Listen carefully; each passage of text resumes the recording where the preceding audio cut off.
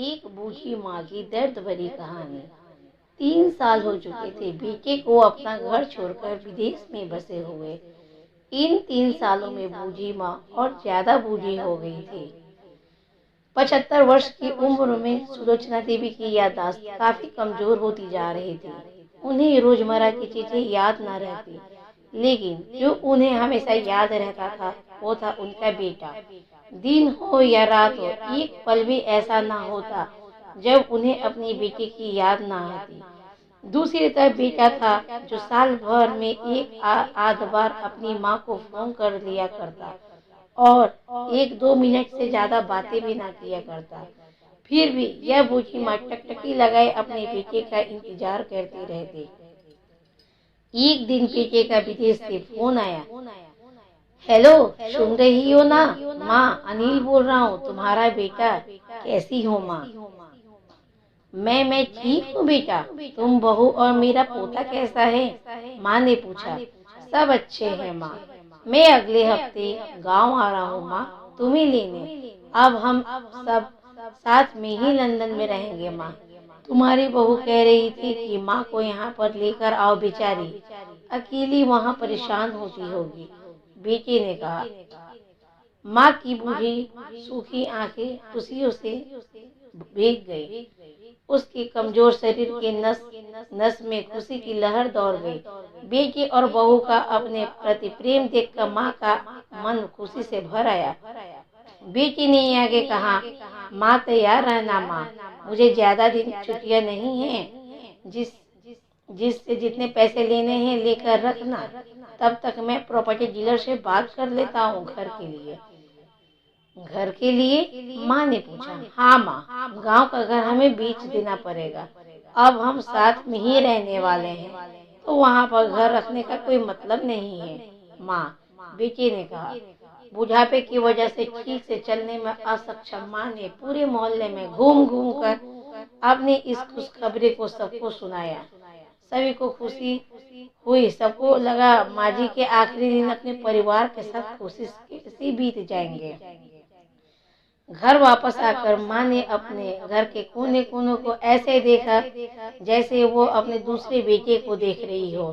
देखे भी क्यों ना, उस घर को अपने बेटे से कम थोड़ी समझा था।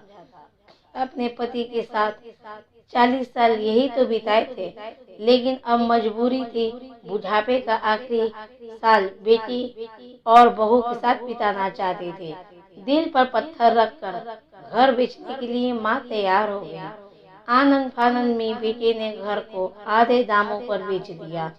माँ ने ज्यादा दिन नहीं, लेकिन जिन चीजों से दिल लगा था उन चीजों को समेटा और बेटे के साथ टैक्सी में बैठकर एयरपोर्ट के लिए चले गए। एयरपोर्ट पर आकर बेटे ने माँ से कहा, माँ तुम यहाँ पर बेंच पर बैठो, मैं सामान और बोर्डिंग पास की जांच करा कर आता हूँ। वहाँ वक्त लगता है और खड़ा रहना पड़ता है, तुम्हें तकलीफ होगी, तुम यही आराम करो। मैं यूँ गया और यूँ आया। माँ बेंच पर बैठ गई और बेटा अंदर चला गया। काफी समय हो गया, बेटा वापस नहीं लौटा। माँ सोचने लगी ज्यादा भीड़ होगी इसलिए देर लग रही होगी। अंधेरा होने को आया। अब तो लोगों की चहलकदमी भी कम होने लगी। माँ को अब चिंता होने लगी। एक कर्मचारी ने आकर पूछा, किससे मिलना है माँ जी आपको? यहाँ पर क्यों बैठी हैं? डरती हुई आवाज में सुलोचना देवी बोली, मैं मेरा बेटा अंदर सामान की जांच कराने गया है, लंदन जा रहे हैं हम। क्या नाम है माँ जी आपके बेटे का? कर्मचारी ने पूछा। अनिल नाम है मेरे बेटे का, सुलोचना देवी ने बताया। कर्मचारी अंदर गया और थोड़ी देर बाद बाहर लौटा। उसने सुलोचना देवी से कहा, माँ जी लंदन जाने वाली फ्लाइट तो दोपहर में ही जा चुकी है और आपका बेटा भी उस फ्लाइट में बैठकर लंदन जा चुका है। अब आपके यहाँ बैठने का कोई मतलब नहीं है, आप भी अपने घर चले जाइए। क्या जा चुका है और मैं घर जाऊं? घर? माँ की आंखों में आंसुओं के सैलाब उठने लगे। जैसे तैसे माँ घर पहुंची तो अब उसका था ही नहीं, बिक चुका था। तो वो वहीं बरामदे में तुलसी के पास सो गई।